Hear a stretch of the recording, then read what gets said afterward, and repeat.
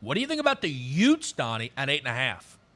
Yeah, pretty good home field advantage. Very good coach. This is one of those coaches, Kevin, where you say to yourself, if you're in the betting public, which, we are in that realm, you Yeah. want a team that each and every week you're probably going to get the best effort out of it with a very good game plan. That's what they provide. But I think you hit the nail on the head here, Kevin. Just take a look at 8 starters back on offense, which includes, we were talking about USC. What do you need to be successful? How about your top quarterback back, your top running back in the fold? 4 of your 5 top pass catchers will be back for Utah here. So you're figuring that this team should be good enough to win. As I said, it's always important to have home field advantage. Looking at the scheduling here, at UF on the road, typically you'd say to yourself, oh, man, let's see how close they can hang around Florida and then continue on their season to see if they can win the Pac-12 championship. No. Utah's going down to play Florida, to beat Florida, and quite frankly, should beat Florida in their own building, which then leaves at Oregon, which again, it's going to be a tough game for them, and also USC, but they get them at home. It's kind of interesting to see where we just talked about USC is that juice to the over 9.5 plus 115, and you say to yourself, Utah over 8.5 at a minus 170, which is a lot of juice. So if I'm trusting Kyle Whittingham, again, you can't just take all overs in every conference, but if I'm looking at things that make sense, there's no reason to believe that Utah can't get to those 9 wins here. You'll pay a lot for it, but it might be worth paying that extra half game there.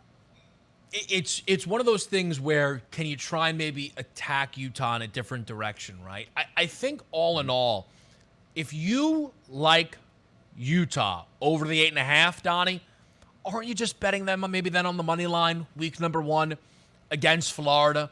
Wouldn't that feel like maybe a better way to go about it instead of tying up the money there? Because if you lose that game, you only have 2 more that you can offer up, right?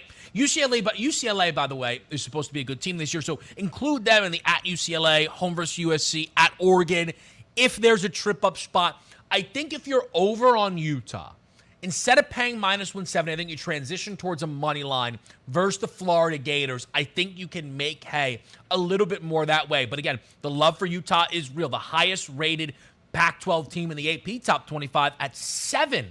So just to tell you this as well, this team is absolutely a college football playoff contender if they're able to live up to expectation. One of the big things for Cincinnati last year, DRS, was how high they started in the initial AP rankings.